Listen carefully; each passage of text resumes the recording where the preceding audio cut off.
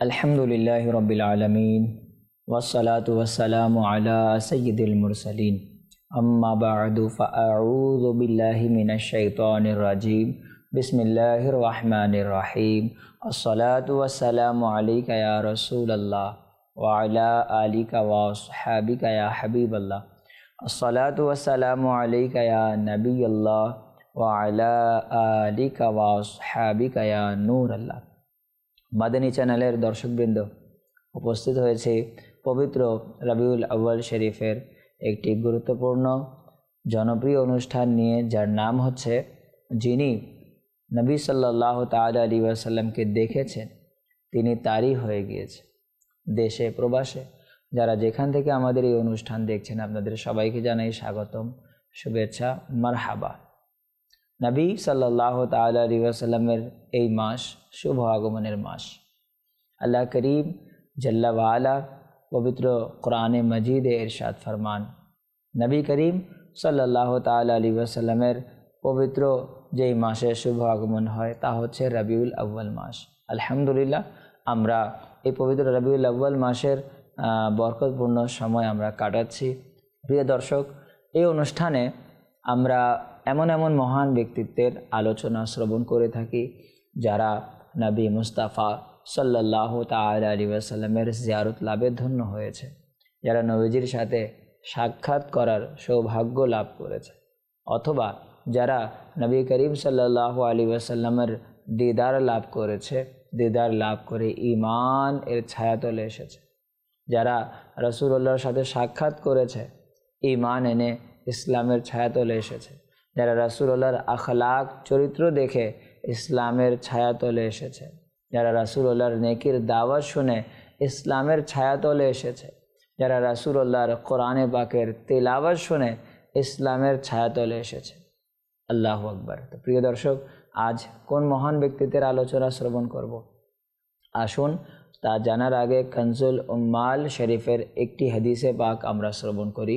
আল্লাহ তাবারক ওয়া তাআলার সর্বশেষ নবী মক্কি মাদানী সাল্লাল্লাহু তাআলা আলাইহি ওয়া আলিহি ওয়াসাল্লাম ইরশাদ করেন, যে ব্যক্তি জুমার দিন আমার প্রতি 200 বার দুরূদ শরীফ পাঠ করবে, আল্লাহ তাআলা জাল্লা জালালুহু তার 200 বছরের গুনাহকে ক্ষমা করে দেবেন। সুবহানাল্লাহ, সুবহানাল্লাহ। প্রিয় দর্শক, দুরূদ শরীফ পাঠের মাস হচ্ছে রবিউল আউয়াল। আল্লাহ করিম পবিত্র কোরআনে ইরশাদ ফরমান, ইন্নাল্লাহা ওয়া মালাইকাতাহু ইউসাল্লুনা আলান নবী ইয়া আইয়ুহাল্লাযীনা আমানু সাল্লু আলাইহি ওয়া সাল্লিমু তাসলিমা। প্রিয় দর্শক, এই আয়াতে কারিমে আল্লাহ পাক কি ইরশাদ করছেন? ইন্নাল্লাহা ওয়া মালাইকাতাহু, আল্লাহ তাআলা এবং তার ফেরেশতারা, ইউসাল্লুনা আলান নবী, নবী আলাইহিস সালাতু ওয়াস সালামের উপর দুরূদে পাক পাঠ করে। এরপর আল্লাহ তাআলা আমাদেরকে সম্বোধন করছেন, ঈমানদারদেরকে সম্বোধন করে বলা হচ্ছে, ইয়া আইয়ুহাল্লাযীনা আমানু, হে ঈমানদারগণ, সাল্লু আলাইহি ওয়া সাল্লিমু তাসলিমা, তোমরা নবীজির প্রতি দুরূদ ও সালাম প্রেরণ করো। সুবহানাল্লাহ। এই পবিত্র রবিউল আউয়ালের মাস দুরূদ ও সালাম পাঠ করার মাস। অনেক বেশি দুরূদ ও সালাম পাঠ করুন, প্রিয় নবীজিকে উপহার স্বরূপ পেশ করুন। নবীজির শুভ আগমনের মাস, প্রিয় নবী আলাইহিস সালাতু ওয়াস সালামের শুভ জন্মদিনে আমরা অধিক হারে দুরূদে পাক পাঠ করি। কিবলা শাইখে তরিকত আমির আহলে সুন্নাত দামাত বরকাতুহুল আলিয়া সকল আশিকানে রাসূলদেরকে বলেছেন যে দৈনিক কমপক্ষে হলেও, যেহেতু 1500 ঈদে মিলাদুন নবী সাল্লাল্লাহু আলাইহি ওয়াসাল্লাম, তো ডেলি প্রত্যেক দিন 1500 বার আখরি নবী মুহাম্মদুর রাসূলুল্লাহ সাল্লাল্লাহু আলাইহি ওয়াসাল্লামের প্রতি 1500 বার দুরূদ শরীফ পাঠ করার উৎসাহ দিয়েছেন। আল্লাহ তাআলা জাল্লা জালালুহু আমাকে, আপনাকে, আমাদের সবাইকে আখরি নবী সাল্লাল্লাহু আলাইহি ওয়াসাল্লামের প্রতি অধিক হারে দুরূদ ও সালাম পাঠ করার তৌফিক দান করুক। আসুন আমরা একবার দুরূদ শরীফ পড়ে নেই। সাল্লু আলাল হাবিব সাল্লাল্লাহু তাআলা আলা মুহাম্মদ সাল্লাল্লাহু আলাইহি ওয়াসাল্লাম। আজকে আমরা আলোচনা শ্রবণ করব এমন এক মহান মর্যাদা সম্পন্ন ব্যক্তিত্বের, যিনি দানশীলতার মধ্যে অন্যতম, সম্মানিত, উচ্চ মর্যাদা সম্পন্ন, কিন্তু যখন দিদারে মুস্তাফা সাল্লাল্লাহু আলাইহি ওয়াসাল্লাম নসিব হলো, তখন তার জীবনের রঙের রূপও পাল্টিয়ে গেল। আর এই দানশীলতার মধ্যে তার অন্যতম হওয়ার পেছনে তার বাবার কার্য ছিল, কেননা তার বাবাও অনেক বড় দানশীলতার প্রতীক ছিলেন। হয়তোবা আপনারা পৌঁছে গিয়েছেন। জি হ্যাঁ, আজ আমরা কথা বলবো হজরতে আদি বিন হাতিম রাদিয়াল্লাহু তাআলা আনহুর ব্যাপারে। হজরতে আদি বিন হাতিম কে ছিলেন? হজরতে আদি বিন হাতিম রাদিয়াল্লাহু আনহু ছিলেন হাতিম তাই, আমরা নাম শুনেছি। হাতিম তাইয়ের পুত্র হজরতে আদি। তো হজরতে আদি রাদিয়াল্লাহু তাআলা আনহু ঈমান আনয়নের আগে ইনি অনেক দানশীল ছিলেন। ঈমান আনয়নের পর আরও দানশীলতা তার বেড়ে গেল। তো এই দানশীলতা, দান করার যে গুণ তার মাঝে কুটে কুটে ছিল, তা তার বাবার কারণে, তার বাবার বদৌলতে হজরতে আদি বিন হাতিম রাদিয়াল্লাহু তাআলা আনহু এই গুণে গুণান্বিত ছিলেন। কেন? তার বাবা খুবই দানশীল ছিলেন। হাতিম তাই সে অনেক বড় দানশীল ছিলেন। তো প্রিয় দর্শক, হাতিম তাইয়ের দানশীলতা দেখে কিছু লোক বলতে লাগলো যে হাতিম তাই দানশীলতার ক্ষেত্রে নবী মুহাম্মদুর রাসূলুল্লাহ সাল্লাল্লাহু আলাইহি ওয়াসাল্লামের চেয়ে বেশি দান করত, সে রাসূলুল্লাহর চাইতে বেশি দানশীল ছিল। প্রিয় দর্শক, হাতিম তাইয়ের মহলের কয়েকটি দরজা ছিল। একই ফকির এক দরজা দিয়ে আসে, হাতিম তাই তাকে দান করে। সেই ফকির আবার অন্য দরজা দিয়ে আসে, হাতিম তাই তাকে না করে না, যে তোমাকে তো এই দরজা দিয়ে দিলাম, তোমাকে তো একবার দিয়ে দিয়েছে, আবার এসেছো কেন? হাতিম তাই তাকে আবার দিল। সে আবার অন্য দরজা থেকে আসলো, হাতিম তাই তাকে আবার দিল। চিন্তা করুন তো হাতিম তাইয়ের দানশীলতার অবস্থা কীরকম। আজ আমাদের একাধিক রুম, একাধিক বাসা, একাধিক বাড়ি থাকলে আমরা কোনো ফকিরকে একবার দিয়ে দিলে সে যখন আরেক বাড়িতে যায় আমরা বলি সেটিই আমার বাড়ি, এখান থেকে তোমাকে দেয়া হয়েছে, সেটি আমার বাড়ি, অন্যের বাড়িতে যাও। কিন্তু হাতিম তাইয়ের দানশীলতা কেমন ছিল, যে হাতিম তাই সে প্রত্যেকটি দরজা থেকে আসা ফকিরকে সে দান করছে। হাতিম তাইয়ের দানশীলতার অবস্থা কেমন ছিল, একই ফকির যত দরজা দিয়ে এসেছে প্রত্যেকটি দরজা থেকে হাতিম তাই তাকে দান করেছে। তো এগুলো অবস্থা দেখে কিছু লোকেরা বলতে লাগলো যে হাতিম তাইয়ের দানশীলতা নবী মুস্তাফার দানশীলতার চেয়ে বেশি। প্রিয় দর্শক, এটা কি সঠিক? না। উলামায়ে কেরাম, মুহাদ্দিসিনে ইজাম এর উত্তর দিয়েছেন কি জানেন? এর উত্তর দিয়েছেন যে যদিও বা হাতিম তাইয়ের দরজা একাধিক ছিল, আমার নবী মুহাম্মদুর রাসূলুল্লাহ সাল্লাল্লাহু আলাইহি ওয়াসাল্লামের দরজা একাধিক ছিল না, একটি ছিল, কিন্তু এর পরেও আমার নবী আলাইহিস সালাতু ওয়াস সালামের দানশীলতা হাতিম তাইয়ের চেয়ে এক গুণ না, দ্বিগুণ না, হাজারো গুণ বেশি। কেন? কিভাবে? হাতিম তাই তো প্রত্যেকটি দরজা দিয়ে দিত, আর আমার রাসূল তো শুধুমাত্র একটি দরজা দিয়ে দিতেন। তো উলামায়ে কেরাম বলেন হাতিম তাই দানশীল আছে, কিন্তু আমার নবীর মতো না। এই জন্য যে হাতিম তাই ওই ফকিরকে একটি দরজা থেকে আসলে যা দিত এতটুকু দিত যে তার হাজত, তার প্রয়োজন সম্পূর্ণ হতো না, তাকে আবার অন্য দরজা দিয়ে আসতে হতো, তাকে আবার আরেকটি দরজা দিয়ে আসতে হতো, সে আবার তাকে দিত, কিন্তু এত দিত না যে তার দৈনন্দিন প্রয়োজনের জিনিসগুলো পূরণ হয়ে যাবে, এত দিত না। সে দিত কিন্তু বাকি থেকে যেত, তার প্রয়োজন মিটত না। কিন্তু কোরবান যান আখরি রাসূল, মা আমিনার বাগানের সুবাসিত ফুল রাসূলে মকবুল সাল্লাল্লাহু আলাইহি ওয়াসাল্লামের প্রতি আমার নবীর দরজা একটিই ছিল, কিন্তু আমার নবী আলাইহিস সালাম যদি কাউকে দিতেন তাহলে এত দিয়ে দিতেন, এত বেশি দিয়ে দিতেন যে তার আর আশারই প্রয়োজন হতো না, তার সকল প্রয়োজন মিটে যেত, তার সকল চাহিদা পূরণ হয়ে যেত। সুবহানাল্লাহ, সুবহানাল্লাহ। কি সৈয়দি আশিক মাহে রিসালত ইমাম আহলে সুন্নাত আল্লামা শাহ इमाम अहमद रज़ा ख़ान रहमतुल्लाह अलैह लिखें, मेरे करीम से गर कतरा किसी ने मांगा, दरिया बहा दिए हैं दूर बेबहा दिए हैं।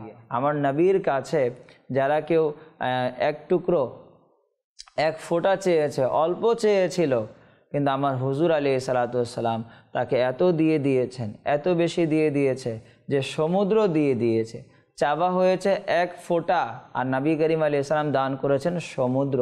সুবহানাল্লাহ। এই হচ্ছে আমার রাসূলুল্লাহর দানশীলতা। আল্লাহু আকবার। তার দানশীলতার উসিলায় আল্লাহ তাআলা আমাদেরকেও দান করার তৌফিক দান করুক। তো প্রিয় দর্শক মণ্ডলী, আজ যে ব্যক্তিত্বের আমরা আলোচনা শ্রবণ করছি তিনি হচ্ছেন আদি বিন হাতিম রাদিয়াল্লাহু আনহু। হাতিম তাইয়ের পুত্র আদি। তো যেভাবে হাতিম তাই দানশীল এর মধ্যে অন্যতম ছিল, ঠিক তেমনি আদি বিন হাতিম রাদিয়াল্লাহু আনহু দানশীলতার প্রতীক ছিলেন, অনেক বেশি দান করতেন। তিনি প্রসিদ্ধ আরবের সর্দার ছিলেন। আদি বিন হাতিম রাদিয়াল্লাহু আনহু তাই সম্প্রদায়ের সর্দার ছিলেন, অধিক সম্মানিত, জ্ঞানী এবং আমলদার ব্যক্তি ছিলেন। তিনি ঈসাই মাযহাবের অনুসারী ছিলেন। আপন গোত্রের লোকদের সাহায্য করতেন। তিনি আমানতদার ও হিকমতপূর্ণ ব্যক্তি হিসেবে সম্প্রদায়ের লোকদের মাঝে সুনামধন্য ছিলেন। তার ঈমান আনয়নের ঘটনাও অপরূপ।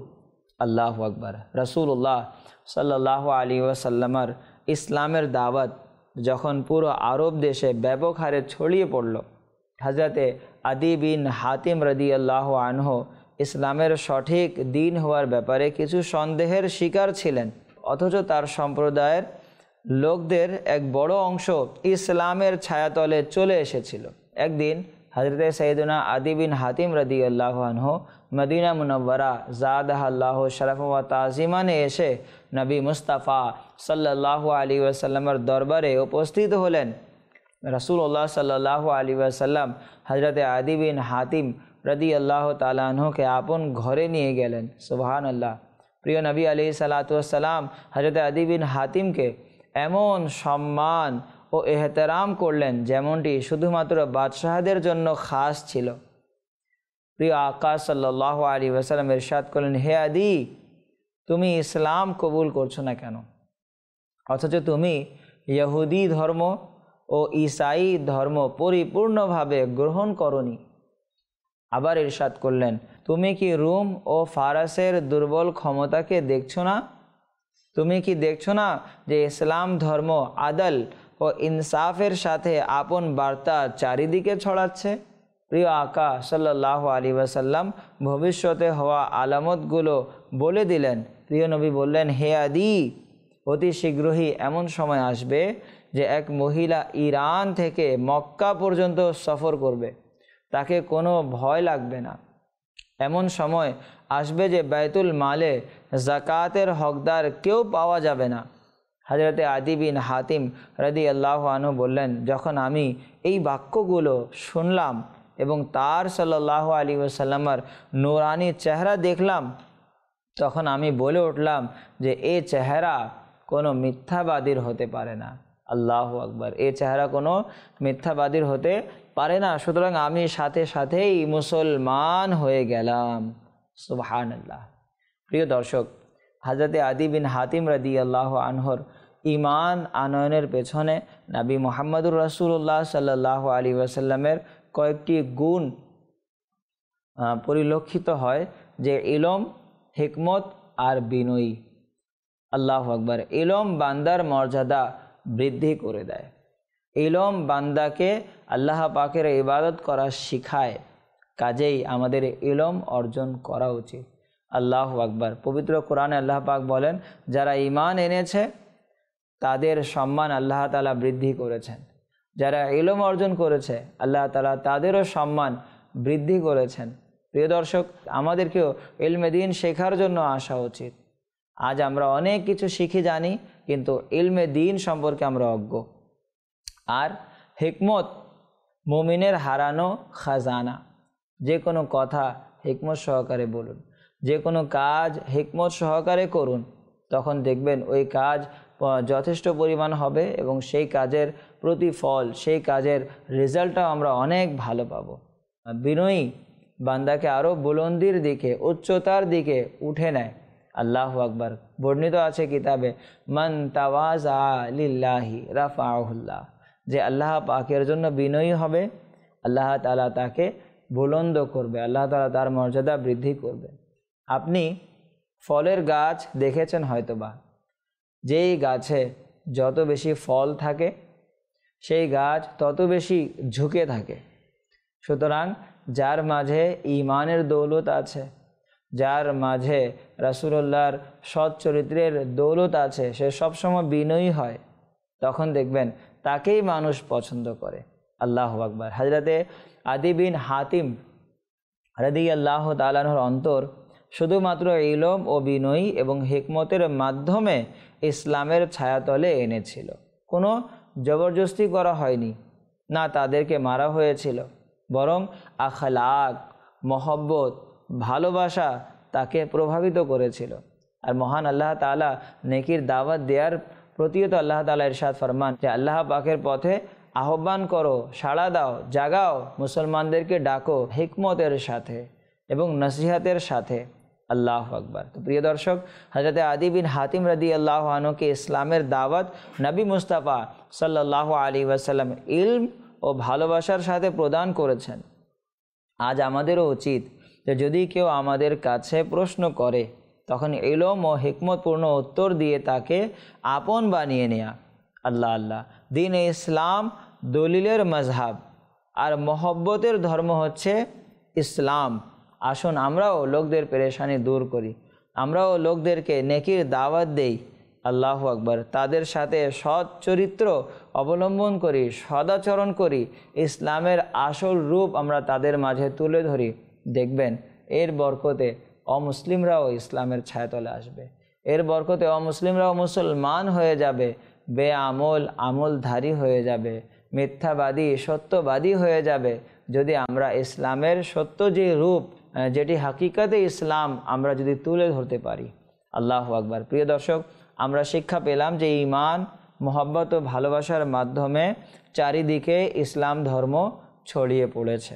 আমরাও এই সদাচরণ, আখলাক, হিকমত, দলিলপূর্ণ কথাবার্তা, ইলমে দ্বীন অর্জন করে সারা বিশ্বে দ্বীন ইসলামের কাজ করি এবং নিজের জন্য সদকায়ে জারিয়া হিসেবে কাজ করে যাই।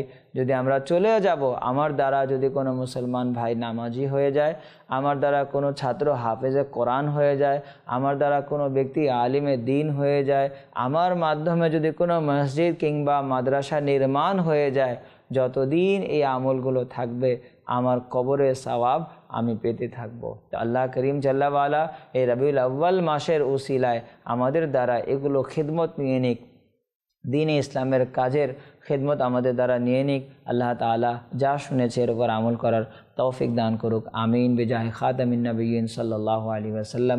মাদানী চ্যানেল দেখতে থাকুন। সাল্লু আলাল হাবিব সাল্লাল্লাহু তাআলা আলা মুহাম্মদ সাল্লাল্লাহু আলাইহি ওয়াসাল্লাম।